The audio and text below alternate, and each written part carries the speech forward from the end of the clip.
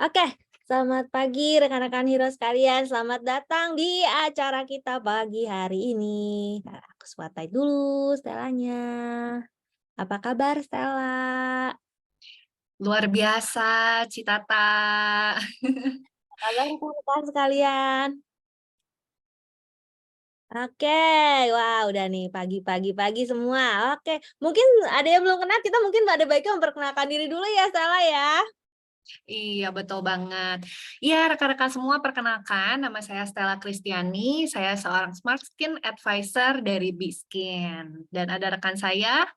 Ya, Roswita dari Bandung, seorang Smart Skin Advisor Advance kebetulan ya. Kita sama-sama dari Bandung nih, tapi ketemunya di Zoom. Iya, betul banget. Kita dari mana aja nih yang udah bergabung di sini? Ada 32 kurang kita 2.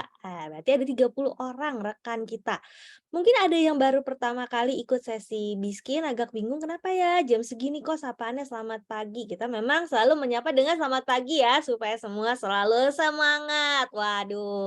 Dari Bandung juga, dari Surabaya, dari Bogor, Jambi, Jakarta. Wah, pertama kali ikut Biskin, welcome ya. Oke, hari ini kita mau belajar apa sih, Stella? Nah, hari ini kita akan membahas tentang skin knowledge atau pengetahuan tentang kulit nih. Tentunya sebagai pebisnis di bidang kecantikan, fokus kita adalah memberikan solusi di bidang kecantikan ya. Jadi penting sekali untuk kita mengikuti sesi ini. Nah, tapi saya mau tanya juga nih untuk rekan-rekan yang sudah hadir, apa sih harapannya ikut sesi ini? Setelah ikut tuh pengennya tuh dapetin apa sih? Boleh yuk komen di kolom chat. Pada pengen tahu apa sih? Pada pengen belajar apa? Jangan-jangan salah sesi. Oh, saya mau ikut sesi karena saya mau ngeliatin Stella katanya cantik, ya. Ada yang Waduh, jangan ada loh. Ayo, kapok loh. kita nih, rekan-rekan sekalian masuk ke sesi ini pengen tahu apa? Pengen kulitnya kinclong kayak katanya ya. Nanti bisa, tapi nggak berarti abis ikut sesi ini kulitnya langsung kinclong, nggak juga ya. Tapi Iya.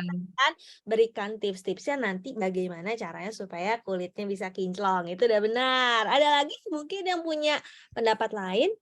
Atau mungkin ada yang, selain yang ngeliatin Stella tadi ya? Tapi benar Salah itu, Ci, nanti salah. nanti bisa. Oke mungkin, balik lagi ya, sebenarnya kan ini kan, Biskin itu di sini nanti kita diharapkan mungkin di awal kitanya ya yang konsultasi ya, kita yang konsultasi, kita yang, apa ya, maksudnya tadi ini kayak ini, pengen kulitnya kinclong, masih fokusnya aku istilahnya, gimana caranya memperbaiki kulit kita. Tapi nantinya kita bisa mengharapkan rekan-rekan sekalian juga bisa menjadi beauty advisor-nya atau skin advisor-nya, makanya kita juga harus mempelajari kulitnya gitu ya. Walaupun ini mungkin nanti tidak secara langsung, kalau kan beda ya kalau produk, product knowledge itu kan secara langsung tuh belajar tentang produknya. Kalau di sini memang mungkin tidak langsung, tapi nanti pastinya akan bisa membantu. Wah ini apa nih katanya? Dapat ilmu tentang produk Biskin, karena biasa ikut yang suplemen aja kepo pengen tahu tentang kulit, soalnya aku pribadi juga bingung nentuin kondisi sama pH kulit wajah tuh dari mana. Oke, tapi nanti kalau tentang produk Biskin secara detailnya boleh ikut Biskin Product Knowledge ya, karena hari ini kita akan lebih banyak membahas tentang kulit dan permasalahannya sebetulnya. Tapi nanti dari sini kan kita akan bisa ikut sesi untuk product knowledge itu nanti akan juga lebih nyambung. Kemarin sebenarnya ya, nanti pasti ada lagi. Iya, kemarin. Nanti pasti ada lagi kita akan share ya jadwalnya. Oke, kalau gitu kita langsung masuk aja nih kayaknya ya Stella ya. Iya, boleh banget. Nah, di sini rekan-rekan boleh juga ya saya undang untuk open cam nih ya, supaya kita bisa saling tatap-tatapan. Aduh, Nggak cuma kita berdua yang nggak bisa ngomong ya, lihat Ci, tapi ya, bisa Tata ya. menatap. Iya, biasa kalau open cam tuh kitanya akan lebih fokus seperti itu. Betul banget. Oke, sesuai judulnya ya, skin knowledge. Iya. Nah, rekan-rekan semua, tahukah rekan-rekan ada organ yang paling luas dan juga terluar ya yang dimiliki seorang manusia, yaitu kulit. Ya, kulit adalah area terluas dan terluar dari organ tubuh manusia. Dan kulit kita terdiri 70%-nya itu dari air. 25%-nya dari protein, dan 5% lainnya itu berupa lipid atau lemak. Nah, selain itu, kulit juga berfungsi sebagai pertama, dia melindungi organ-organ tubuh kita dari bahaya-bahaya di luar ya. Jadi kulit itu melindungi dari bakteri, virus, polusi ya, atau benda-benda di sekitar kita. Nah, kulit juga sebagai perasa, kita bisa merasakan dingin, panas, juga sebagai peraba bisa merasakan halus, kasar, juga sebagai pengatur suhu tubuh. Di sekeliling kita kan suhunya naik turun ya rekan-rekan, apalagi pindah lokasi itu berbeda lagi suhunya. Sedangkan tubuh kita itu butuh suhu yang normal atau stabil. Nah, kulit berperan penting untuk mengatur suhu tubuh normal manusia. Kita suhu normalnya biasanya di 36 sampai 37 derajat ya untuk manusia yang normal. Selain itu, kulit juga berperan untuk mengatur keluarnya minyak dari kelenjar minyak dan keluarnya keringat dari kelenjar keringat. Lalu, kulit juga berfungsi untuk pembuatan vitamin D. Nah, mungkin rekan-rekan juga ada yang pernah dengar ya, kalau vitamin D itu nggak bisa kita dapetin langsung dari makanan. Yang dari makanan itu provitamin D dan akan diubah menjadi vitamin D ketika kita terkena dengan sinar matahari. Nah, ini adalah fungsi kulit secara umum. Tapi di luar ini, kulit juga berfungsi sebagai estetika. Mungkin sering ya kita dengar, don't judge a book by its cover. Nah, tapi jujur deh ya rekan-rekan di sini, ketika kita ketemu seseorang, first impression kita itu kita lihat apanya? Mukanya kan ya, kulitnya kan ya. Mungkin kalau misalnya kita ngelihat, cantik tapi kok jerawatan gitu. Nah, itu kelihatan gitu dari kulit. Jadi penting juga ya kulit sebagai fungsi estetika. Dan juga setelah sekian tahun saya mempelajari tentang kesehatan tubuh dan juga kesehatan kulit, ternyata kesehatan tubuh kita itu terpancar dari kesehatan kulit kita juga loh. Ada banyak problem di dalam tubuh kita yang akan muncul pancarannya itu di kulit. Misalnya kalau ada problem pencernaan atau problem lainnya, misalnya stres, itu juga akan muncul tanda-tandanya dari kulit wajah kita, seperti itu. Nah, jadi penting banget ya rekan-rekan untuk menjaga kesehatan kulit kita karena fungsinya itu begitu banyak dan penting. Lalu, kulit juga ada 3 penampang atau jadi kulit kita tuh ada beberapa lapisan. Lapisan paling luar yang bisa kita pegang nih, yang bisa kita lihat, itu lapisan epidermis. Di bawahnya atau di dalamnya, itu di tengah-tengahnya itu ada lapisan dermis, lalu paling bawah ada lapisan hipodermis. Next. Oke, lapisan epidermis itu ada lagi nih susunan sel-sel kulitnya. Jadi kalau yang tadi lapisan, nah ini selnya. Nah, selnya ini berbeda-beda rekan-rekan. Mulai dari stratum corneum, lucidum, granulosum, spinosum, sampai yang terbawah dari epidermis, ada namanya stratum basal. Jadi basal itu tuh bahasanya aslinya dari dasar gitu ya, artinya tuh dasar. Nah, kita mulai dari stratum corneum ya, dari yang terluar. Stratum corneum adalah lapisan sel kulit yang paling atas. Tadi ya, yang bisa dipegang nih, dipegang, dilihat. Nah, itu stratum corneum kita. Terdiri dari sel kulit yang mati, yang dapat memberikan perlindungan pada kulit kita. Namun, kalau sel-sel kulit mati ini dibiarkan menumpuk, efeknya itu kulit tuh bisa kelihatan kusam, kasar, terus mudah timbul tanda-tanda penuaan nih di permukaan kulit kita. Lalu ini juga bisa menyumbat pori-pori yang menghambat sekresi kelenjar minyak. Ujung-ujungnya ini menjadikan ya munculnya komedo gitu ya. Nah, sel kulit mati ini juga kalau misalnya kita biarkan berlebih, menumpuk ya di stratum corneum kita, waktu kita pakai skincare, sebagus apapun skincare itu, tapi dia tuh, terhalang, daya serapnya tuh nggak optimal. Jadi mungkin rekan-rekan di sini ada yang udah pakai skincare bermerek, yang kualitasnya high end, harganya mahal, kok tapi, nggak terlalu ngefek kelihatannya. Nah, pertanyaan berikutnya, apakah kita rajin untuk, mengangkat sel kulit mati? Nah, next.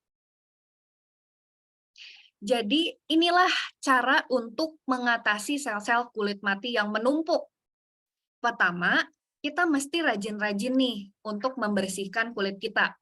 Siapa di sini yang suka kelupaan cuci muka? Mungkin baru pulang, apalagi pakai make up gitu ya, langsung tidur. Wah, itu bahaya ya. Itu membuat sel kulit matinya tuh menumpuk dan ya tadi, akan menimbulkan berbagai masalah lainnya, kusam dan lain-lain. Makanya penting ya untuk kita cuci muka yang bersih. Nggak perlu digosok-gosok keras, tapi yang penting bersih dan rajin. Pagi-pagi dan juga sore atau malam hari nih, sepulang bepergian khususnya ya. Nah, cuci muka juga tapi nggak boleh keseringan, karena bisa membuat kulit kering ya, hati-hati. Nah, yang kedua, kalau kita pilih sabun cuci muka, itu penting juga untuk pilih yang tepat, sesuai dengan kebutuhan kulit kita. Nah, kalau untuk mengangkat sel kulit mati, itu pilihlah sabun cuci muka dengan scrub yang lembut. Atau kita bisa juga menggunakan scrub, selain dari sabun cuci muka, tapi ya pilihlah yang lembut supaya tidak, merusak atau, bikin kulit iritasi, seperti itu ya. Nah, yang ketiga, kalau perlu, kalau dibutuhkan, ada namanya peeling. Nah, peeling ini juga berbagai macam, ada chemical peeling, tapi ada juga peeling yang atau eksfoliasi tuh yang alami. Siapa di sini yang udah mencoba nih? Oat dengan madu ditambah air sedikit, terus, bisa untuk eksfoliasi muka. Siapa yang biasa pakai oat dan madu nih? Boleh ya komen-komen gimana nih kerasanya setelah pakai masker oat dan madu. Nah, itu rekan-rekan bisa gunakan bahan-bahan yang natural loh untuk hasil atau efek eksfoliasi yang sama dengan chemical peeling contohnya. Nah, cuma balik lagi ya, sesuai dengan kebutuhan masing-masing. Nah, contohnya di sini atau dengan mikrodermabrasi ya untuk mengangkat sel kulit mati cukup 1 kali per bulan kalau diperlukan. Oke, ya. Nah, ini rekan-rekan yang punya pertanyaan boleh ya di komen, di chat, tapi nanti kita akan jawab di akhir sesi, oke? Ya, next ada namanya stratum basal, yaitu tadi ya, di epidermis tadi ada berapa lapisan? 5 ya. Yang paling atas kan stratum corneum. Nah, yang paling bawah dari epidermis itu stratum basal. Nah, bedanya kalau stratum corneum terdiri dari sel kulit mati, stratum basal ini terdiri dari sel yang hidup, yang sehat. Jadi dari dalam. Jadi proses regenerasi kulit itu tuh dari bawah, dari stratum basal. Jadi meregenerasi ya, seperti melahirkan sel-sel kulit yang baru, yang muda, yang sehat. Lama-lama sel kulit lamanya itu naik, naik, naik, naik. Nah, nyampe di atas nih, stratum corneum. Kalau dibiarin numpuk ya tadi ya, jadi kusam, wajahnya ya, dan ada komedo segala segala rupa itu. Nah, di stratum basal, regenerasi sel kulit ini kan kita pengennya terus meregenerasi ya.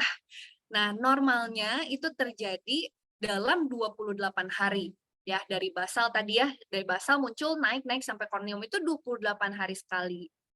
Nah, faktor yang mempengaruhi regenerasi sel yang melambat, yang bikin kita aging lebih cepat atau menua lebih cepat, itu ada beberapa hal. Pertama, usia. Tentunya kita nggak bisa menolak tua, betul ya? Nah, pada realitanya, seiring kita bertambah usia, proses regenerasi sel ini tentunya akan melambat.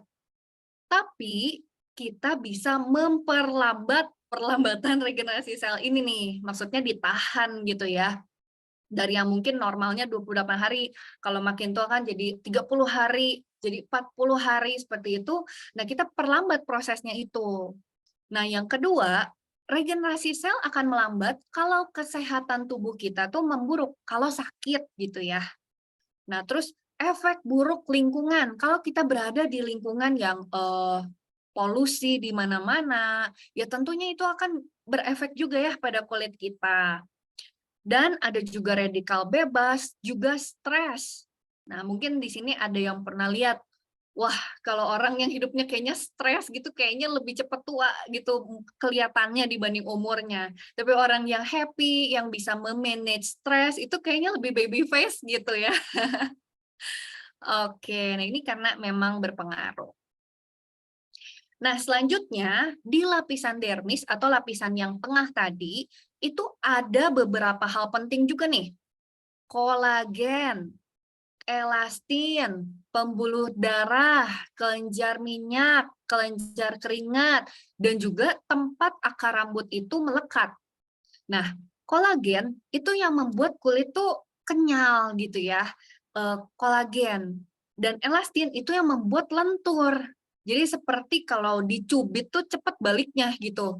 Jadi nggak apa ya, nggak mendoyot gitulah ya istilahnya. Nah, ini yang eee, apa, familiar mungkin ya, kolagen kolagen gitu ya. Nah, itu tuh ada di tengah kulit, seperti itu.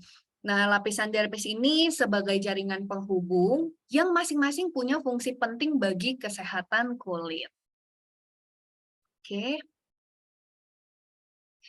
Nah, kalau tadi kita bicara tentang lapisan kulit, sekarang kita lebih dalam lagi ya, lebih kecil laginya itu, lapisan-lapisan tersebut tuh terdiri dari sel-sel kulit. Dan di dalam sel kulit itu terdiri dari membran sel, yaitu dinding selnya, terus ada sitoplasma, itu tuh cairan yang mengisi sel tersebut, dan di dalamnya ada nukleus atau inti sel. Digambarkannya itu seperti yang digambar kiri, itu ada buah anggur. Nah, buah anggur itu kan dia punya kulit, punya dagingnya ya yang membentuk buahnya itu, dan ada intinya atau bijinya gitu. Nah, sel kulit itu diumpamakan seperti itu. Itu sel kulit yang sehat. Kalau kita melihat anggur gitu ya yang wah, seger, sehat, bagus, kayaknya kita tuh kayak pengen gitu kan ya, itu apa, sangat-sangat appetizing gitu. Nah, tapi kalau sel kulit kita ini nggak dijaga nih, nggak dirawat, nggak dinutrisi, terjadilah seperti gambar di bawahnya. Selnya jadi kisut atau jadi keriput, jadi seperti kismis, seperti itu contohnya ya. Oke, next. Nah, untuk lebih jelasnya itu digambarkan seperti ini rekan-rekan. Nah, itu sel kulit yang sehat itu ada di gambar yang pertama, yang bulatannya tuh bagus gitu ya, lonjong, terisi penuh. Nah, itu sel kulit yang sehat ya, penuh. Tapi seiring waktu, kalau sel-sel kulit ini terkena radikal bebas, inflamasi atau peradangan, nah itu akan bocor. Selnya tuh akan bocor sehingga mengakibatkan isi di dalamnya, khususnya yang tadi sitoplasmanya jadi keluar gitu, cairannya keluar. Nah, akhirnya kalau bocor kan dia jadi keriput gitu, dia mengecil keriput. Nah, itu yang paling bawah ya, kalau airnya itu tuh keluar. Nah, siapa di sini yang pengen kulitnya sehat? Ya pasti semua pengen lah ya. Semua pasti pengen kulitnya tuh sehat. Dan sehatnya itu tuh gak cuma instan. Wah, mungkin ada yang pakai sesuatu ya dan kelihatan langsung tring, oh mukanya bagus nih, jadi cerah, putih, mulus, mungkin melakukan perawatan atau memakai produk tertentu instan langsung bagus. Nah, tapi pertanyaan berikutnya, apakah bagusnya itu tuh instan, jangka pendek, atau jangka panjang?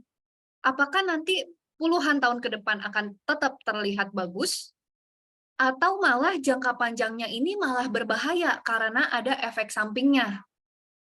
Tentunya kita pengen kulit kita sehat tuh masa kini dan masa depan, betul ya? Makanya penting sekali untuk merawat mulai dari sel-sel kulit sehat kita. Karena kalau sel kulit kita sehat, akan membentuk kulit yang sehat.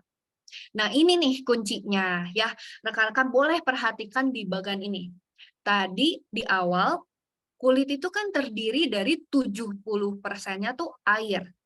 Dan tubuh kita secara keseluruhan, 60%-nya adalah air. Jadi, kalau rekan-rekan mau awet muda, merawat sel-sel kulitnya jadi tetap sehat, pakailah good water atau air yang baik, air yang berkualitas gitu. Itu akan berpengaruh terhadap ya anti-aging, memperlambat penuaan tadi ya, gitu. Dan faktor yang kedua itu adalah faktor antioksidan. Nah, ini ya yang menjadi fokus dari Biskin. Biskin punya antioksidan ada 6. Dan sejauh ini saya nggak pernah tahu ada skincare lain yang punya 6 nih antioksidannya.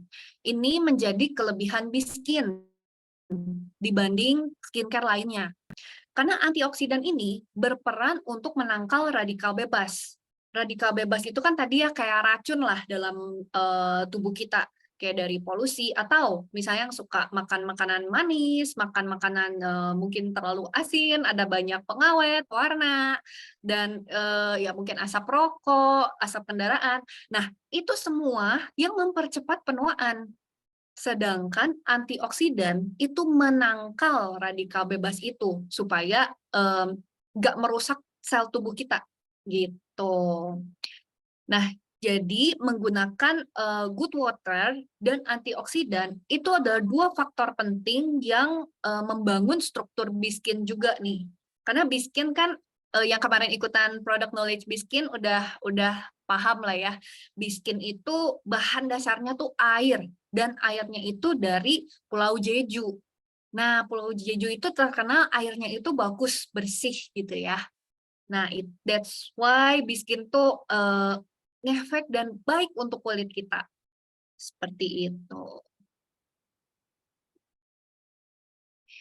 Nah, yang harus dilakukan. Nah, tadi kan kita udah tahu nih sama-sama merawat sel kulit supaya sehat. Tadi ya diingatkan kembali untuk kita mengangkat sel kulit mati. Jangan dibiarkan sel kulit mati itu menumpuk. Supaya ketika kita pakai skincare yang bagus atau kita merawat kulit kita yang baik, itu tuh menyerap optimal sampai ke lapisan dermis di mana elastin dan kolagen itu tersedia. Nah, kalau Biskin dan juga produk HDI khususnya itu membentuk kolagen dan elastin itu tuh dari dalam. Mungkin kan terkenal ya, ada minuman kolagen. Nah, itu kan kolagen yang istilahnya dimasukkan gitu ya. Nah, tapi cara kerja Biskin dan juga produk HDI itu merangsang tubuh kita sendiri untuk membentuk kolagen-kolagen yang baru gitu lah ya, regenerasi sel. Seperti itu. Oke, nah berikutnya untuk identifikasi kulit. Nah, kulit itu ada beberapa jenis. Nah, mungkin di sini ada yang udah tahu belum? Jenis kulit dirinya sendiri itu apa? Boleh di-chat yuk. Ayo, udah pada tahu belum? Jenis kulit saya apa ya? Berminyakkah? Normal ke arah berminyak atau normal kombinasi atau normal ke arah kering atau bahkan kering.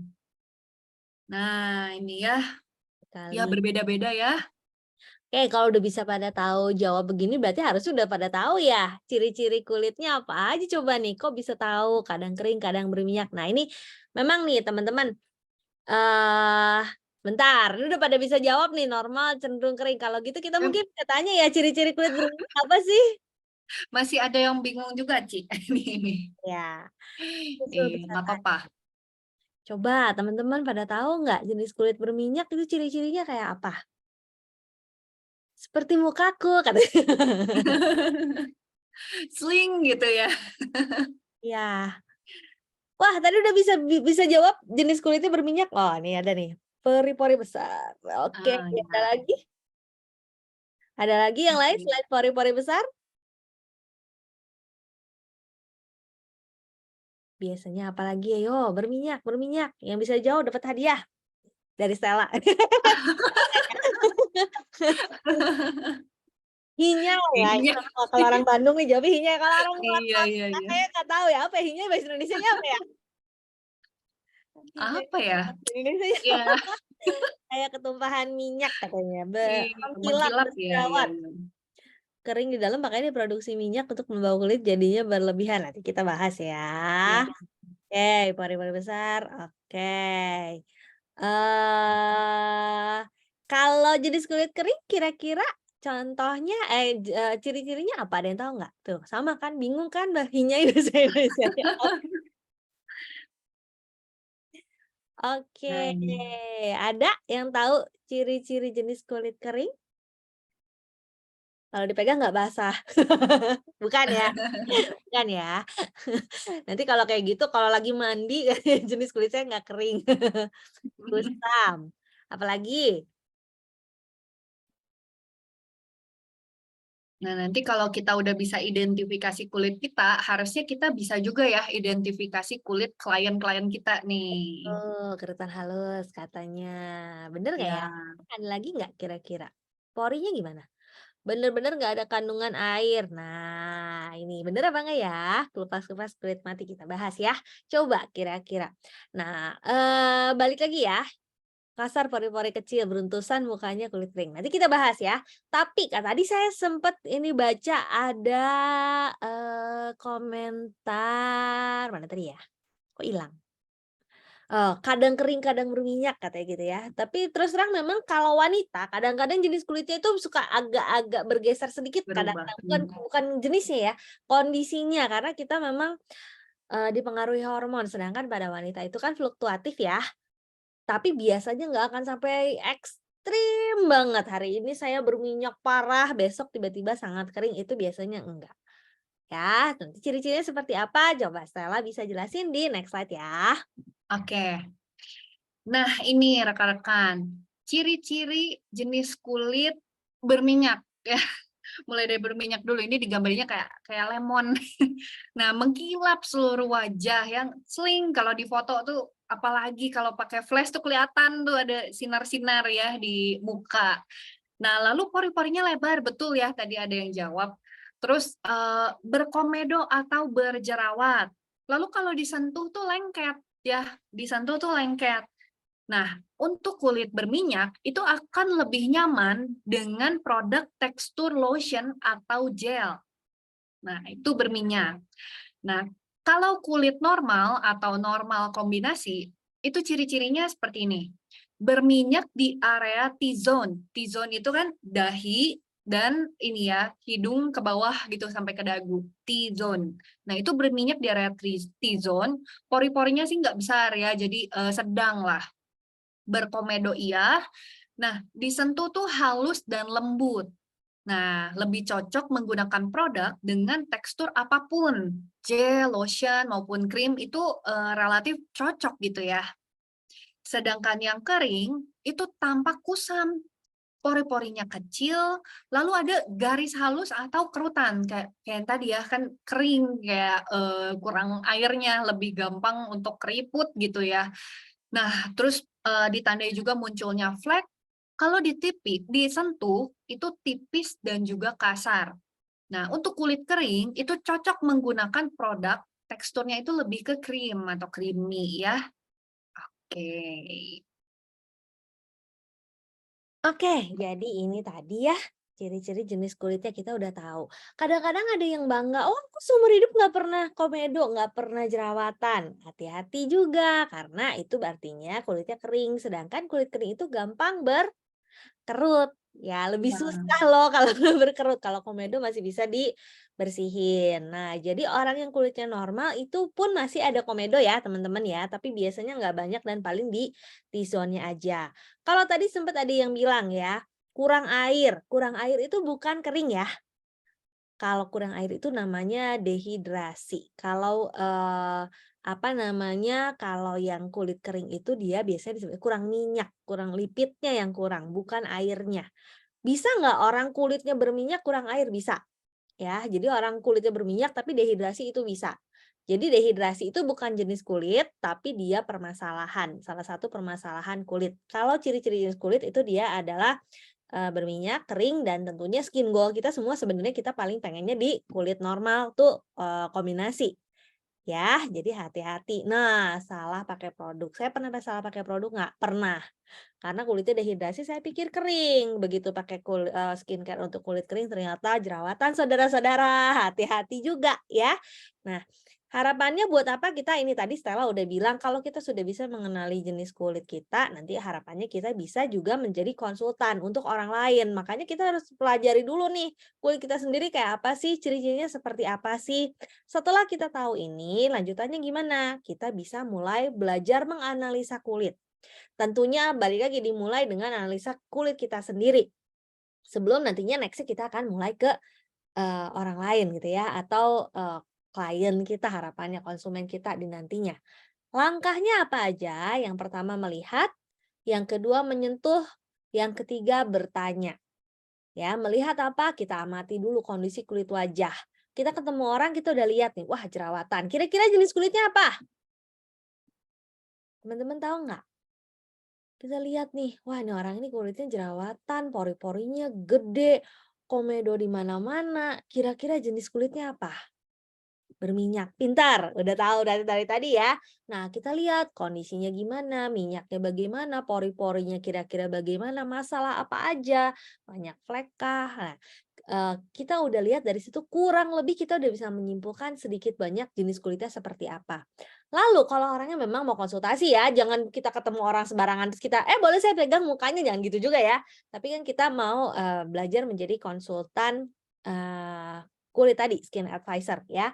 Setelah itu kita raba, kita sentuh kulitnya. Nyentuhnya pakai apa? Jangan pakai jempol kaki ya, pakai punggung tangan. Nah, itu pastikan juga tangan kita udah bersih. Seperti apa teksturnya? Oh, tadi kelihatannya glowing kulitnya, waktu dipegang, ternyata lengket. Oh, berarti dia berminyak. Atau sebaliknya, saya pikir berminyak hingai gitu tadi ya, pas dipegang, oh enggak kok, nggak lengket. Oh, berarti dia mengikuti tren saat ini kulitnya udah glowing gitu ya. Atau mungkin halus atau kasar atau tipis itu kita bisa rasakan dengan punggung tangan kita. Kenapa punggung tangan? Karena punggung tangan ini sensitif ya, lebih sensitif untuk meraba. Kemudian kita tanyakan, gimana, kalau ini biasanya misalnya gini, kronologis misalkan orangnya jerawatan kita tanya juga, selain yang udah ada di slide ya, kita bisa tanya, "Apakah jerawatannya baru?" "Oh enggak, ini saya kemarin baru lepas krim dokter," misalkan. Atau dia bisa jawab, "Oh iya nih sejak saya, masuk masa puber ini mulai jadi jerawatan tiba-tiba." Gitu ya, kita tanyakan atau misalnya orang-orang kulitnya tuh retak-retak sampai, kayak mau pecah-pecah gitu kulitnya. Kita tanya lalu dia bilang mungkin, "Oh saya baru pulang main salju." Oh itu berarti dehidrasi. Kita bisa membuat kesimpulan dari sini. Jadi kita bertanya sebanyak-banyaknya juga, kita mengumpulkan, data ya, bukan cuma bertanya dari melihat, menyentuh, dan bertanya. Pertanyaannya, urutannya boleh dirubah nggak? Melihat, menyentuh, bertanya. Boleh nggak urutannya kita rubah? Sebagai skin advisor ya, bukan sebagai, kita menganalisa kulit sendiri. Kalau kita mau jadi seorang konsultan, boleh nggak urutannya kita rubah? Melihat, menyentuh, bertanya. Kalau ada pendapat lain? Kata Mbak Daryati boleh. Ada pendapat lain? Ya, kita sebagai professional skin advisor. Ya, ya sebaiknya jangan ya. Kenapa? Karena kebayang nggak kalau kita ini konsul onsite ya, kita ketemu langsung ya. Beda kalau misalnya kita melayani konsul online pasti mau nggak mau kita bertanya dulu karena kita nggak ketemu langsung. Tapi kalau kita ketemu langsung, sebaiknya kita harus lihat dulu. Kita harus punya gambaran dulu. Kebayang nggak kalau orang bilang ketemu kita terus bilang saya mau konsultasi dong kulit sama kamu. Nah, terus dia udah jelas nih mukanya sepenuh jerawat gitu ya. Terus tiba-tiba kita tanya, "Jenis kulitnya apa ya, Mbak?" Mungkin dia akan langsung, "Lu nggak bisa lihat apa muka gue jerawat semua, lu nggak bisa menyimpulkan kondisi kulit gue kayak gimana?" Gitu. Kan kesannya kita tidak profesional. Jadi pastikan kita melihat dulu, kita raba, baru kita mengumpulkan data. Jangan langsung juga membuat kesimpulan. Ya, terlalu cepat membuat kesimpulan juga nantinya jadi salah. Kayak tadi tuh, oh kelihatannya penampakannya mirip-mirip nih, ini pasti nih ini kering nih, padahal ternyata dia dehidrasi. Jadi kita harus mengumpulkan data dulu, kita dengarkan dulu keluhannya apa, baru kita bisa membuat kesimpulannya. Ya, sampai sini jelas ya? Sampai sini jelas ya? Oke. Nah, sekarang kita akan masuk ke permasalahan kulit. Sebenarnya permasalahan kulit itu dalam garis besar biasanya yang paling banyak itu dibagi jadi 3, aging atau penuaan, lalu, jerawat dan hiperpigmentasi atau flek ya.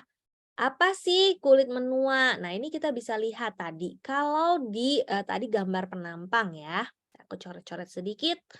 Kita bisa lihat tadi di bagian dermisnya ini si kolagen dan elastinnya itu masih penuh. Jadi kulitnya itu, full gitu ya, ibaratnya kalau kayak balon tuh ditiupnya penuh dia ke permukaannya itu, eee, apa ya, totally terisi gitu ya. Tapi sejak usia 25 tahun, mohon maaf silakan berhitung, ternyata produksi kolagen dan elastin itu berkurang rata-rata 1,5% per tahun. Jadi boleh dihitung, sekarang usianya berapa? Usia 30 berarti sudah berkurang 7,5%. Rata-rata ya, bisa kurang dari 1,5, bisa lebih dari 1,5, how-nya nanti saya jelasin, tapi itu adalah rata-rata. 1,5% per tahun sejak usia 25. Ya, yang menyebabkan apa? Menyebabkan pengisinya kulitnya jadi kurang. Pengisinya jadi kurang. Ibaratnya apa? Ibaratnya kalau balon udah mulai keluar anginnya dia akan mulai keriput-keriput. Ya, belum lagi nih juga, apa, si muscle-nya, ototnya juga dia mulai turun. Makanya ada terjadi keriput dan itu, kulit itu jadi turun. Itu yang namanya penuaan, ya. Rata-rata 1,5% per tahun sejak usia 25 udah mulai ngeri belum? Itu rata-rata, ya. Nah, kemudian, eee, aging sendiri ini ada beberapa, jenis. Yang pertama intrinsic aging. Ini terjadi sesuai dengan pertambahan usia, ya, disebut juga penuaan alami. Ini sebenarnya bukan cuma di kulit, tapi di seluruh tubuh. Metabolisme pun mulai melambat dan organ-organ dalam pun mulai berkurang gitu fungsinya itu secara umum. Ini nggak bisa dihentikan. Ya, saya nggak bisa, apa ya istilahnya ya, minum formalin berhenti lalu awet gitu ya, nggak bisa. Tapi kalau kita, menggunakan perawatan yang baik, pakai skincare yang baik, kita pakai, memastikan nutrisi yang kita minum itu baik, kita bisa menunda lajunya penuaan kulit. Kenapa nutrisi penting? Baik lagi tadi ke awal ya, bahwa kulit kita itu juga gambaran kesehatan kita. Kalau kitanya sehat, otomatis kulitnya juga baik. Jadi itu yang harus kita pastiin, skincare dari luar serta nutrisi dari dalam. Mungkin nggak kerasa, nggak bisa benar-benar menunda penuaannya jadi 0% nggak bisa. Tapi kebayang nggak, kalau rata-ratanya nggak 1,5% deh, 1% aja berkurang setahun. Dalam 20 tahun itu beda 10% loh. That's why kalau menurut saya skincare itu mungkin apalagi kalau yang teman-teman yang usianya mungkin baru 20-an kadang-kadang nggak berasa ya, "Ngapain sih pakai skincare? Kulit saya baik-baik aja kok." Kenapa saya bisa bilang begitu? Saya juga dulu begitu. Mama saya bawel banget, pakai skincare." Saya bilang, "Nggak pakai skincare juga kulit gue baik-baik aja kok," gitu. "Nggak ada masalah kok, fine-fine aja kok." Tapi ternyata, ya beruntunglah ya punya mama yang nyerewetin terus akhirnya saya pakai. Ternyata akhirnya apa? Ternyata skincare tuh kayak deposito, kayak investasi jangka panjang. Mungkin dalam 1, 2 tahun nggak kerasa, bedanya sedikit banget. Tapi saya bisa lihat mama saya hari ini umurnya 72 tahun. Kalau dia berkumpul dengan teman-temannya, dia memang selalu kelihatan paling muda. Itu hasil tanda kutip investasi perawatan, bertahun-tahun. Karena tadi beda 0,5% per tahun aja dalam 40 tahun bedanya jelas kok. Ya, jadi kita nggak bisa menghentikan intrinsic aging, tapi kita bisa memperlambat laju penuaannya. Kemudian yang kedua, extrinsic aging. Extrinsic aging ini sebenarnya bisa kita hindari. Kalau intrinsic tadi nggak bisa, karena mau nggak mau, walaupun kita nggak tiup lilin lagi kalau ulang tahun, penuaan tetap terjadi. Tapi kalau extrinsic ini karena efek buruk lingkungan. Contohnya apa? Sering kena polusi, sering kena asap rokok, atau orang yang merokok. perokok aktif itu lebih parah biasanya aging-nya, lebih cepat tuanya. Ya, kemudian jarang pakai, tabir surya, kalau keluar nggak pakai sunscreen, itu juga cepet banget. Makanya ini yang bisa kita lakukan apa? Ke satu tentu menghindari efek buruk lingkungannya, yang kedua kita selalu bisa menggunakan tabir surya walaupun kita tidak keluar rumah, ya, di dalam rumah pun tetap harus pakai. Nanti kenapa akan kita bahas di hiperpigmentasi itu lebih jelas. Yang ketiga kita menggunakan juga baik skincare, maupun suplemen yang ada bahan antioksidannya untuk juga mengatasi efek dari radikal bebas ini baik ke dalam tubuh maupun ke kulit kita, ya. Yang ketiga adalah hormonal aging. Ini basic-nya sebenarnya intrinsik juga, perubahan yang terjadi bukan cuma karena ketidakseimbangan hormon, tapi juga karena ya memang makin kita bertambah usia pasti hormon juga berubah. Ini perlu perawatan yang lebih intensif ya. Eee, Puji syukurnya kita punya produk yang namanya Royal Jelly, yang mana di sini bisa membantu mengatasi permasalahan hormonal aging ini. Jadi jangan lupa minum Royal Jelly-nya minimal setiap hari sebelum tidur. Kalau cuman masalah ini aja, mencegah aging. Tapi kalau teman-teman yang memang punya problem hormon yang lebih, berat, nanti bisa konsultasi dulu minumnya berapa. Ada fansnya Royal Jelly di sini? Bahkan ada yang kalau minum dikokop katanya ya. Ada fansnya Royal Jelly? Ada dong ya, ya. Wah, jadi jangan lupa kalau perlu nanti takut keburu lupa sekarang aja diminum dulu Royal Jelly-nya. Kalau sebelum bobo kadang-kadang lupa ya. Nah ini fans-fans Royal Jelly, jadi jangan lupa ya Royal Jelly Fans Club katanya. Oke, nah itu ternyata juga, fungsinya Royal Jelly untuk kecantikan. Walaupun kita tahu kalau di produk knowledge Biproduk ya, itu banyak juga dibahas fungsi-fungsi Royal Jelly yang lain ya. Kemudian yang kedua adalah jerawat. Ada di sini, acne warrior mungkin ya, pejuang jerawat. Nah, kita harus tahu dulu, sebenarnya penyebab jerawat ini apa?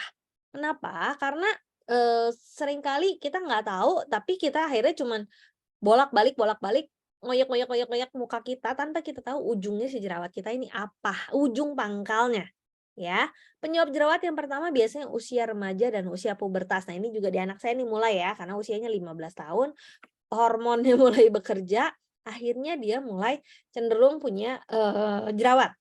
Apalagi biasanya, untuk remaja itu juga satu masalah adalah untuk mengajarkan kebersihan. Cuci muka apalagi anak cowok itu rada susah, gitu ya. Itu akhirnya mulai membuat, problemnya lebih bermasalah gitu. Nah, kemudian tapi ternyata bukan cuman itu doang gitu. Ternyata penyebab bukan cuman itu doang. Perubahan hormon, menstruasi, menopause walaupun jarang ya dari menopause, tapi juga kadang-kadang ada. Kemudian di kehamilan, apapun itu, kemudian penyakit-penyakit yang bermasalah dengan hormon, ternyata itu juga bisa menyebabkan jerawat. Atau mungkin ada yang minum obat-obat yang berpengaruh terhadap hormon. Contohnya apa? Pil KB. Kemudian obat-obat, penyubur yang merubah hormon itu kadang-kadang juga menyebabkan timbulnya jerawat, ya. Wah, ternyata ada yang rajin facial ya, laki-laki luar biasa, ya. Jadi, ini harus tahu dulu, ujungnya apa sih, ya. Kemudian kita harus tahu dulu juga, ternyata pria itu juga lebih rentan terhadap kena jerawat. Kenapa? Karena memang cenderung kulitnya lebih tebal, kemudian produksi minyaknya juga lebih banyak, ya. Lalu yang lain ya tadi obat-obatan udah disebut ya, kurang menjaga kebersihan tuh sebenarnya yang paling gampang, jorok gitu ya, pulang jarang cuci muka gitu. Itu tuh paling gampang sebenarnya karena begitu dibersihkan biasanya jerawatnya hilang.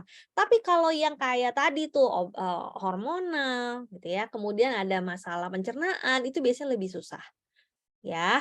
Nah, kemudian penggunaan kosmetik yang kurang tepat. Ini penggunaan kosmetik yang mungkin contohnya apa? Pakai foundation yang sangat tebal, akhirnya nutupin pori-pori. Ini kadang-kadang kayak lingkaran setan. Pakai foundation sangat tebal, nutupin pori, akhirnya tumbuh jerawat, supaya nggak kelihatan makin ditutupin porinya makin ketutupin pakai foundation, makin ketutup, makin makin ketutup porinya, makin tumbuh jerawatnya, akhirnya nggak berkesudahan. Ya, itu contohnya. Kemudian sering terpapar polusi tapi enggak dibersihkan. Kemudian stres, ini stres juga pengaruh banget karena stres itu menghasilkan hormon yang namanya hormon kortisol yang mempengaruhi juga metabolisme tubuh. Salah satunya mengakibatkan jerawat juga.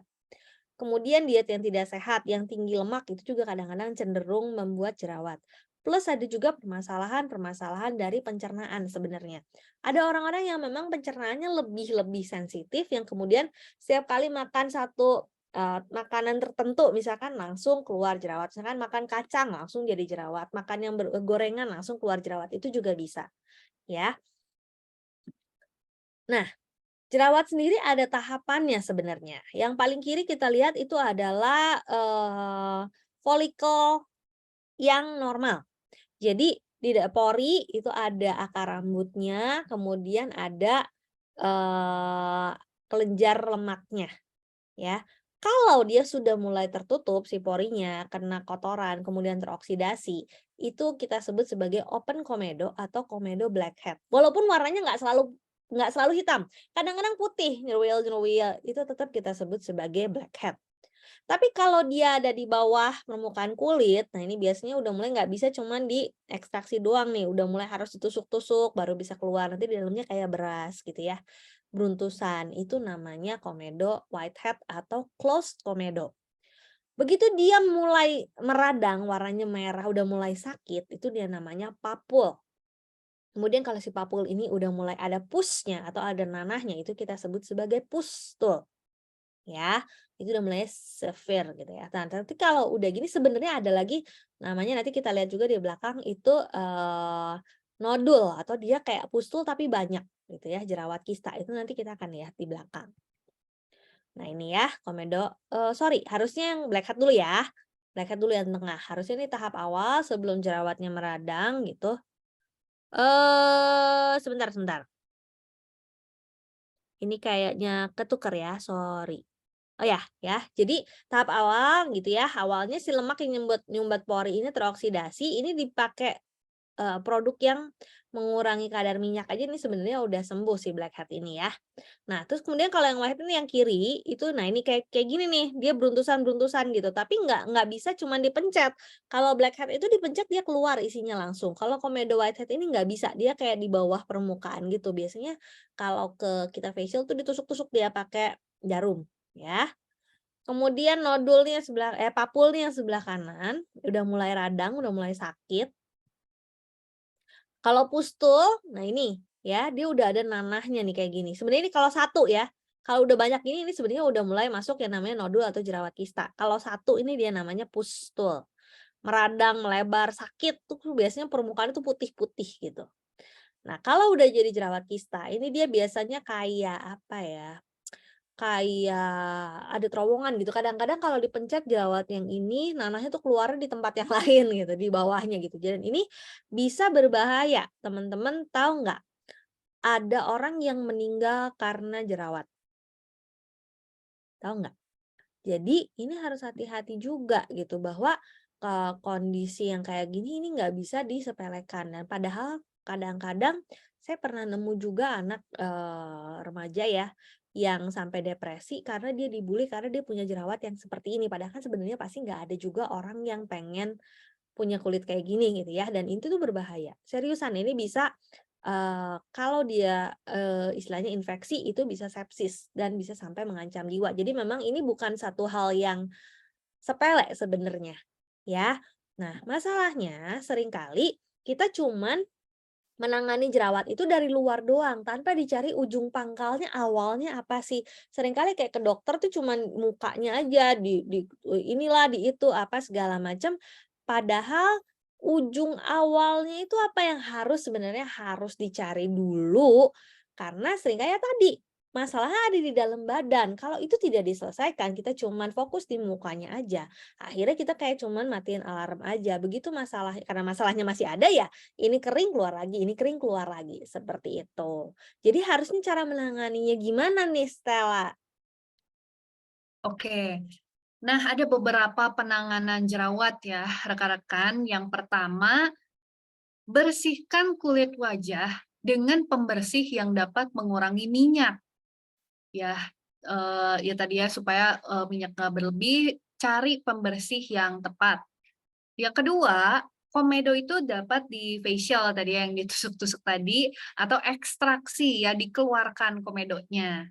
Yang ketiga, jangan lupa konsumsi biproduk sesuai kebutuhan. Nah, ini yang dimaksud mengatasi akar masalahnya tuh dari dalam badan kita. Ya, akarnya beres, ya nanti permasalahannya pun dapat teratasi. Yang keempat, gunakan obat jerawat atau yang memiliki sifat antibakteri. Yang kelima, kalau jerawatnya ringan, bisa pakai masker Clover Honey ya, dan juga gunakan V-Line series dari Biskin dengan mengurangi pemakaian V3. Ya, diingat-ingat rekan-rekan yang pakai V-Line, kalau kondisi jerawatan yang dikurangin apa? V3 ya, atau serum yang dipipet itu ya, itu dikurangin.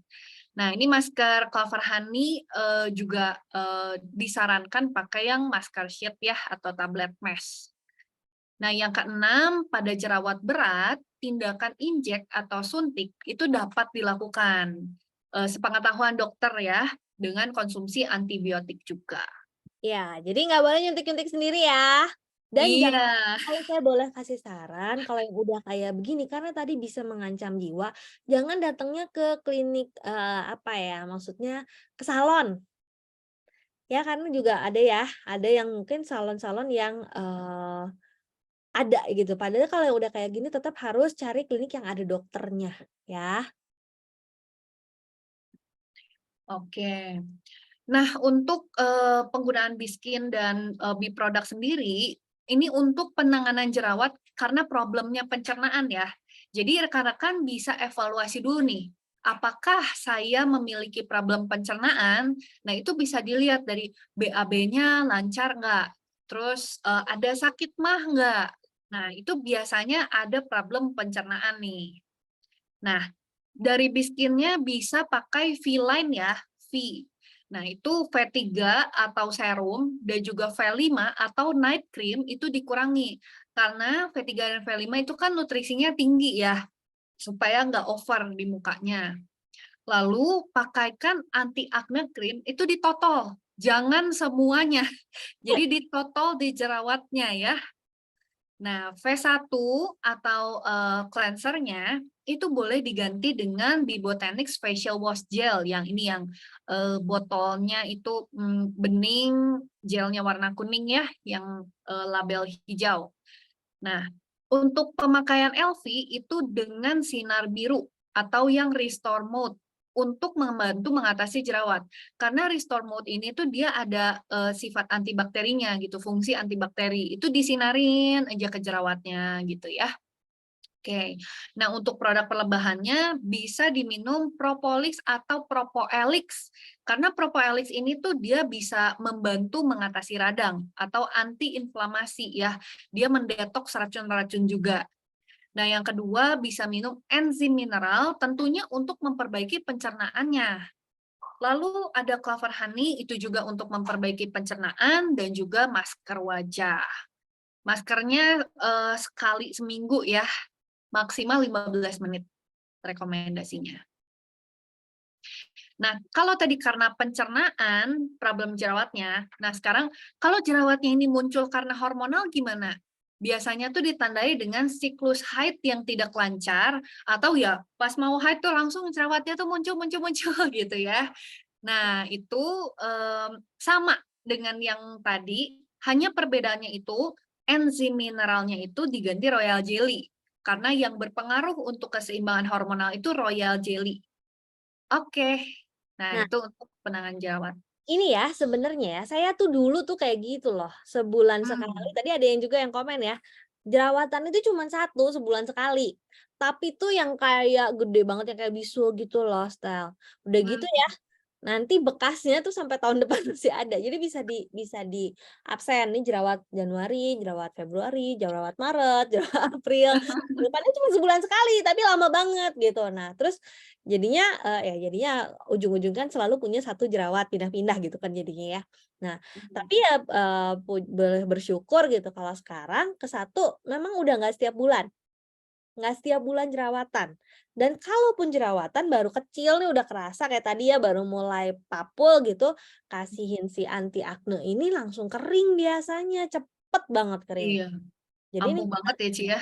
Jadi memang kelihatan banget pada saat kita sudah memenuhi nutrisi kita dengan baik, ternyata itu juga problem yang kayak gitu aja juga kita bisa hadapi, bisa atasi gitu ya. Oke. Oke, berikutnya pigmentasi. Ada yang punya problem pigmentasi atau flek kayak gini? Nah, ternyata apakah penyebabnya? Yang pertama radiasi sinar UV. Ini yang paling banyak karena masih banyak yang belum pakai sunscreen atau kalaupun pakai hanya kalau pergi. Ayo siapa yang kalau di rumah nggak pakai sunscreen? Ngaku. Ada nggak? Karena ini banyak kejadian kemarin waktu pandemi diam di rumah, tiba-tiba baru sadar kalau kulitnya sekarang jadi belang-belang banyak fleknya. Karena ngerasanya nggak pergi kemana-mana, nggak pakai sunscreen. Padahal ternyata teman-teman boleh nggak sih nggak pakai sunscreen di rumah? Boleh, tapi ada syaratnya. Syaratnya rumahnya nggak boleh punya jendela, nggak boleh punya pintu. Karena sunscreen-nya tetap masuk. Apalagi kalau kayak saya nih, di pinggir saya nih ada kaca jendela gede banget, ya. Jadi kalau siang udah pasti masuk.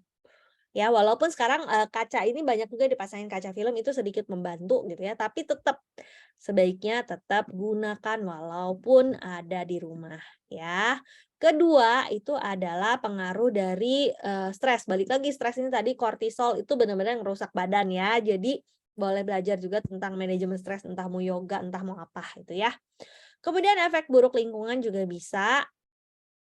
Inflamasi juga bisa, iritasi juga bisa, bekas luka juga bisa, nanti kita akan bahas di belakang, ya. Nah, sebenarnya apa sih ini flek itu? Nah, sebenarnya yang tadi UV, stres, apa segala macam ini, dia mempengaruhi ya, sel yang kita punya. Jadi di bagian tadi kita sebut stratum basal, itu bagian paling bawah dari epidermis itu ada yang namanya sel melanosit. Fungsinya apa? Sel melanosit ini dia sel yang memproduksi warna kulit atau melanin.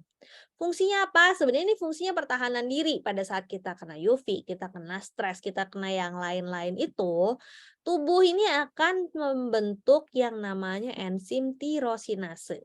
Di mana si enzim tirosinase ini akan merangsang sel melanosit ini untuk memproduksi melanin. Buat apa? Sebenarnya untuk mempertahankan diri.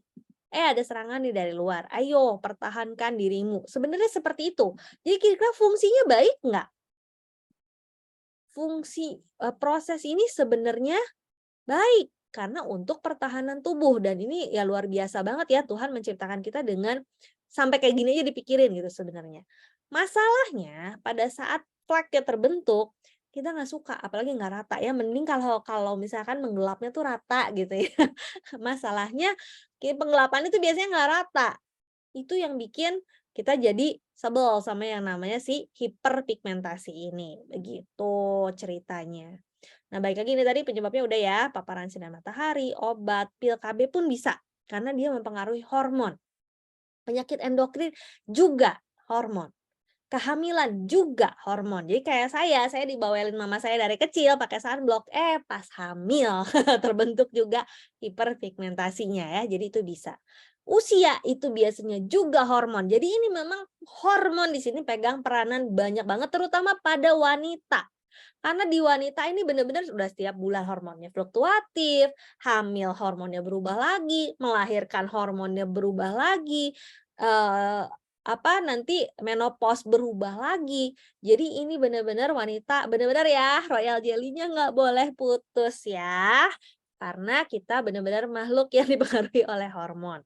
Kemudian ternyata inflamasi juga bisa ya, ini tadi, udah juga kita bahas.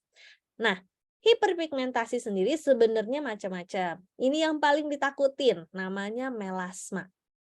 Sebenarnya bukan cuma pada wanita 20-30 tahun sih, tapi, wanita umur berapa juga sebenarnya bisa. Tapi biasanya yang kulitnya gelap ini lebih resiko. Ya, umumnya karena paparan sinar matahari, pil KB, kehamilan, atau menopause. Dia kayak mertua saya itu juga sama, dia merawat kulit, begitu menopause tiba-tiba keluar ceplok gitu, seceplok hitam. Dan ini bentuknya tuh kayak pulau, besar-besar. Ini, cara ngatasinnya gimana? Susah banget teman-teman. ya. Dan ini memang balik lagi mostly karena hormon.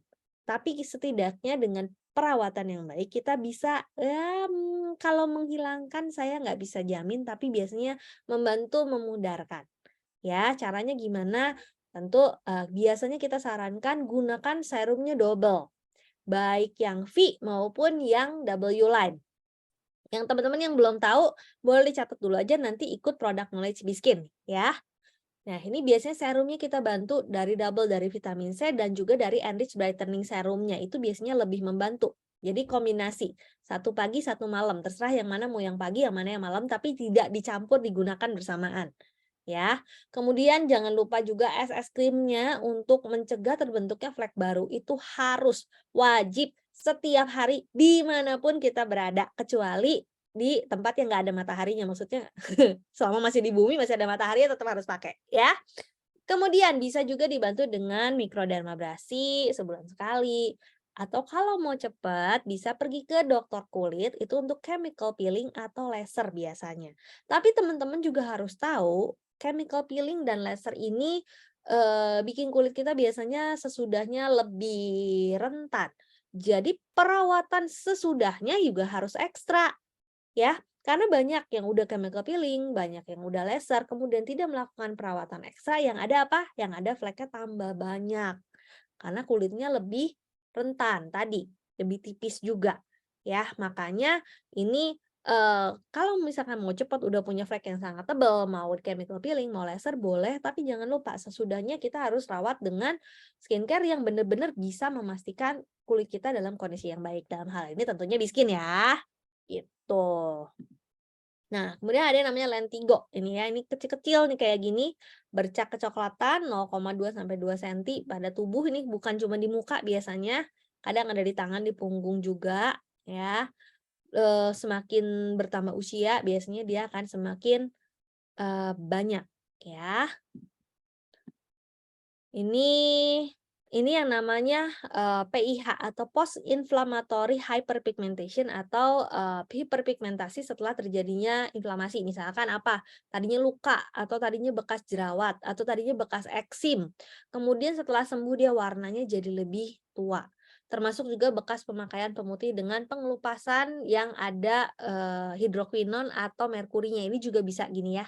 Jadi tadinya mau pakai pemutih supaya putih, tapi ternyata kulitnya malah jadi flek-flek, itu juga bisa. Caranya gimana? Cover honey mask untuk menenangkan kulitnya, kemudian sama ya, double serum, kemudian penggunaan LV Pro itu juga bisa membantu, tapi tolong konsultasi dulu kepada, cari upline yang sudah SSA ya, supaya nggak salah. Chemical peeling kalau mau 3 sampai 6 bulan sekali itu juga bisa membantu, tapi again sama seperti tadi, kalau sudah seperti itu tolong seudahnya dirawat dengan baik, karena kalau enggak malah akan jadi tambah parah, ya. Oke, jadi gimana caranya kita mengatasi problem hiperpigmentasi, Stella? Ya, kalau dari produk HDI sendiri tentunya 4 star ya atau power set. Nah, ini dapat membantu tubuh menghadapi radikal bebas karena ini kan kaya sekali akan antioksidan ya. Jadi radikal bebas itu ya atau proses oksidasi dari luar. Jadi ada 4 bintangnya. Propolis atau Propoelix, Royal Jelly, Clover Honey, dan Polenergy. Nah, untuk biskinnya, untuk kulit normal atau yang ke arah berminyak, itu pakai V-line. Untuk yang kering, itu pakai W-line.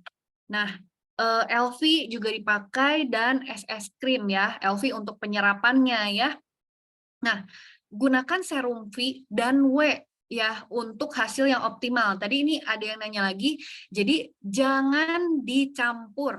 Jadi boleh mix and match. Contoh, paginya mau pakai yang Fitzy serum, malamnya mau pakai yang white line, yang brightening serum gitu. Tapi nggak boleh dipakai berbarengan. Ya. Nah, lalu untuk SS cream itu untuk melindungi kulit dari pengaruh UV dan LV-nya itu dengan sinar hijau, facial mode. Ya, karena sinar hijau atau facial mode ini tuh membantu penyerapan serum kan ya. Jadi 10 kali kedalaman kulit. Nggak cuma nempel di epidermis tapi masuk sampai ke dermis gitu. Jadi lebih cepat kelihatan efeknya nih.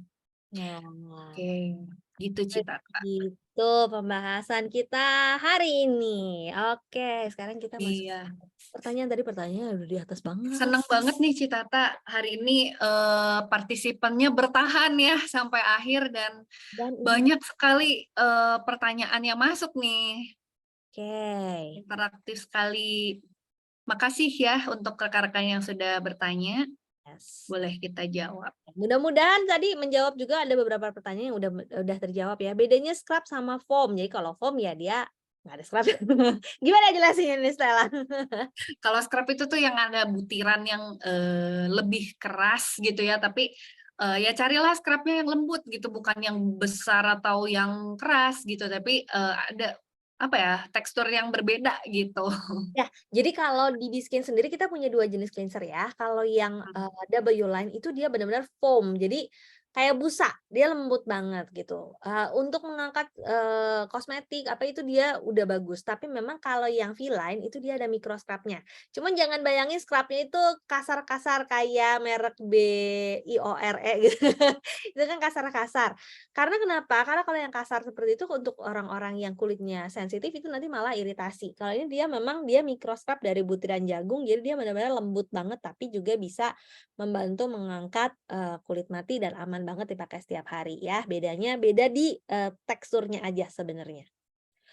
Kemudian, air yang bagus itu kandungannya seperti gen. Ah? Emang kandungannya gen kayak Gimana? apa ya? Seperti gimana? Enggak sih, jadi maksudnya oh seperti gimana?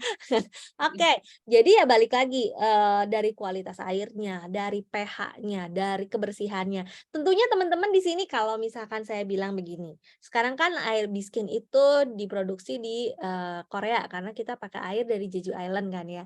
Tentu kalau misalkan saya ganti ini, Biskin dengan kandungan air dari air Cikapundung, teman-teman atau dari air Ciliwung, teman-teman ada yang mau nggak? Saya kasih gratis 1 set Biskin dengan air dari air Ciliwung. Kayaknya nggak ada yang mau ya, Stella mau? Bahaya tuh, Ci. Nggak kan? Kenapa kita nggak mau?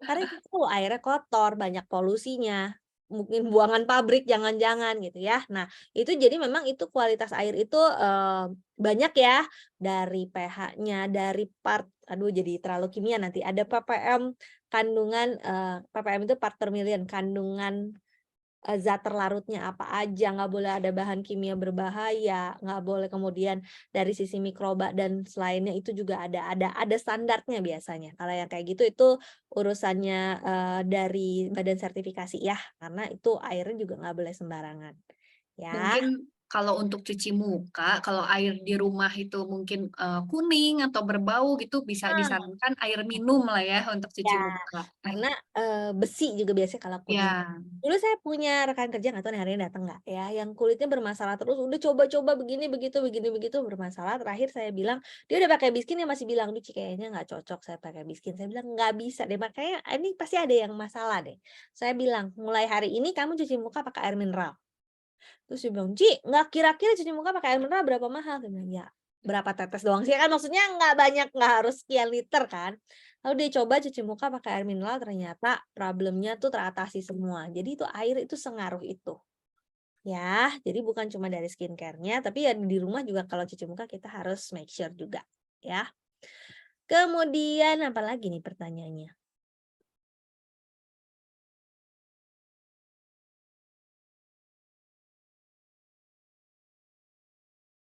ini nih Ci, jerawat karena suntik KB, apa itu termasuk hormon yang buruk?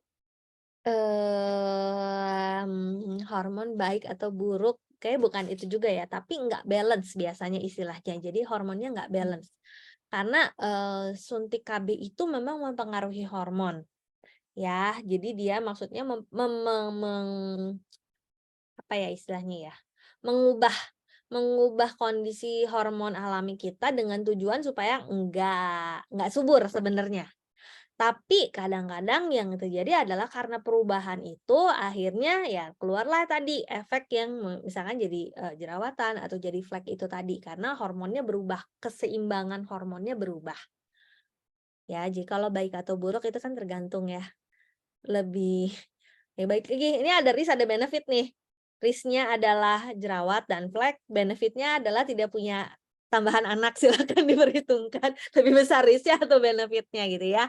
Kalau misalnya kira-kira lebih besar, risk-nya mungkin bisa mencari cara, KB lain yang tidak mempengaruhi hormon ya.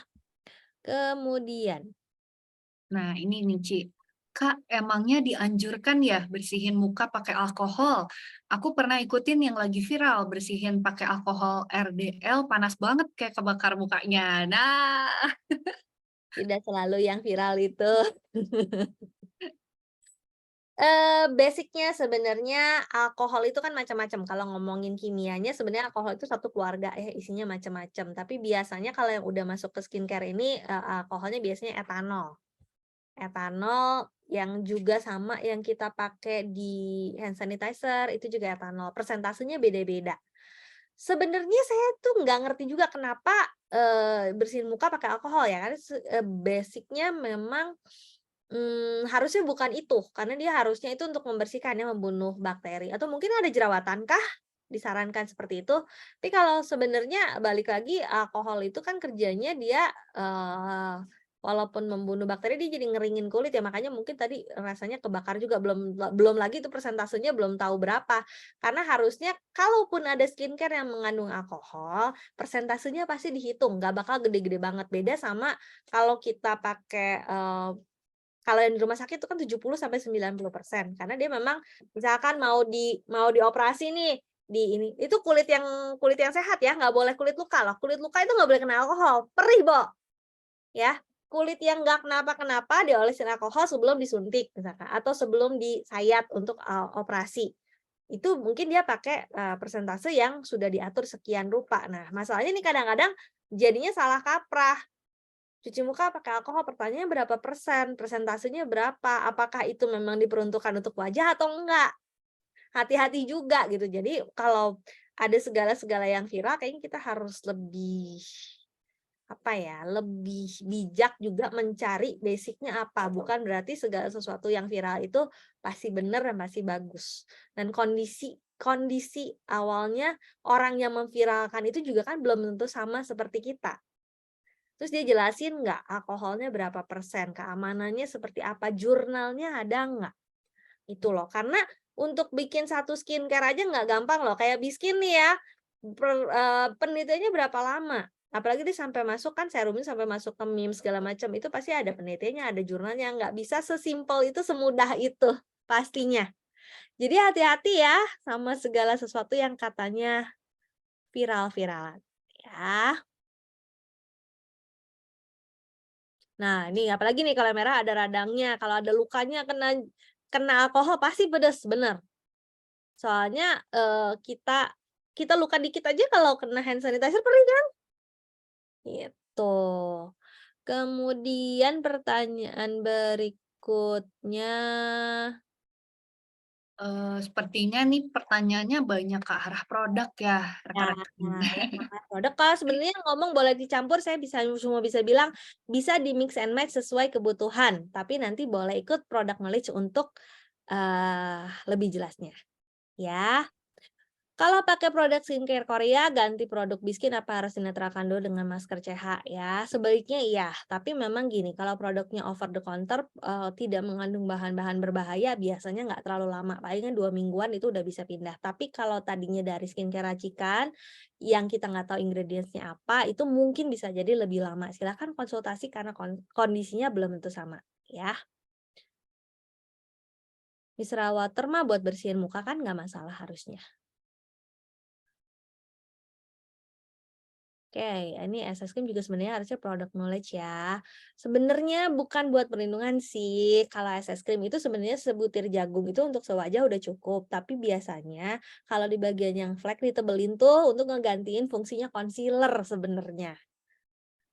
Gitu, jadi nggak usah pakai concealer kalau di bawah matanya gelap boleh ditambahin, kalau ada yang bagian flek untuk ditebelin gitu, untuk lebih menutup aja bukan bermasalah dengan kalau lebih tebal perlindungannya lebih banyak, enggak gitu juga, ya. Penggunaan serum, nah ini juga produk knowledge ya. Saya nggak bisa jawab boleh pagi dan malam atau enggak karena kondisinya saya nggak tahu. Balik lagi kalau udah kayak saya pakai udah lama itu bisa sehari 2 kali. Tapi kondisi setiap orang itu tidak sama dan biasanya di awal kita nggak langsung saranin setiap hari. Boleh konsultasinya pribadi ya, cari upline-nya yang, SSA. Pakai alkohol kulit keriting ya bikin bikin, bikin, kering biasanya. Suami jerawat, pasti jerawatnya besar dan lama-lama berdarah. Berdarah tuh biasanya dipocel-pocel, kalau nggak dipocel mah nggak berdarah ya. Jadi, memang gitu kalau, baru harus dicari dulu tadi, problem awalnya apa, hormonalkah atau pencernaankah, itu yang harus diberesin dulu.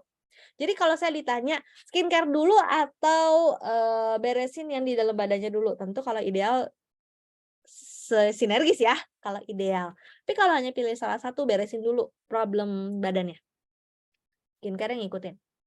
Nah, jadi harus cari tahu dulu why-nya, itu yang harus diberesin dulu. Nah, ini SPF ini juga produk knowledge ya, sebenarnya ada PA, ada SPF. PA itu perlindungan terhadap UVA, SPF itu perlindungan terhadap UVB, itu nanti ada di produk knowledge ya, teman-teman silakan ikut produk knowledge Biskin. LV Pro untuk kulit jerawat, udah dijawab Stella ya, bisa banget, tapi nanti ada caranya. Silakan cari upline-nya yang, SSA, ya. Udah semua kayaknya ya? Ini sudah jam 9, ya ampun udah 1,5 jam, terima kasih buat yang masih bertahan sampai akhir. Mungkin ada lagi Stella, ada tambahan atau udah? Udah cukup kali ya, Ci, ya? Ah, oke, kita masih ada sesi-sesi Biskin lainnya, sebentar aku cari Betul. dulu jadwalnya. Hari Sabtu ini Hmm. di Jakarta. Oh iya, tanggal 22 ya, ada acara ya, Heroes Gathering Biskin di Jakarta, tanggal 22, kemudian kita mulai tanggal 19 dulu. Tanggal 19, jam 19 itu akan ada membahas khusus flek, jadi itu akan lebih detail dari hari ini, cuma bahas flek aja, bersama Ibu Tutik Kurniawan dan Karen. Tanggal 22 Juli di Jakarta ada Heroes Gathering Biskin. Tanggal 23 Juli itu ada workshop Biskin Korean Rejuvenation di Jakarta juga, tapi bisa diikuti secara online ya, jadi hybrid. Kemudian tanggal 26 Juli itu akan kita membahas acne, itu bersama saya dan Carmelia Tisia ya. Jadi kita masih ada banyak banget rangkaian acara Biskinnya sampai akhir bulan ini. Boleh banget buat teman-teman yang mau belajar buat ikutin sesi-sesinya ya. Oke, mungkin itu aja dari kita hari ini. Saya Roswita. Saya Stella. Terima kasih banyak semuanya. Selamat pagi. Terima kasih. Selamat pagi.